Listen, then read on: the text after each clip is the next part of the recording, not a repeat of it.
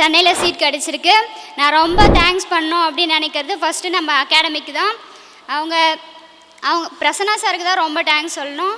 அவர் வந்து எல்லாத்துக்குமே புரிகிற மாதிரி எல்லாருக்கும் ஹார்ட் ஒர்க் பண்ணி எல்லாத்தையுமே சொல்லி கொடுத்தாரு. எங்களை விட அதிகமாக பிரசன்னா சார் தான் ஹார்ட் ஒர்க் பண்ணார். ஃபஸ்ட் அவருக்கு ரொம்ப தேங்க்ஸ் சொல்லிக்கிறேன்.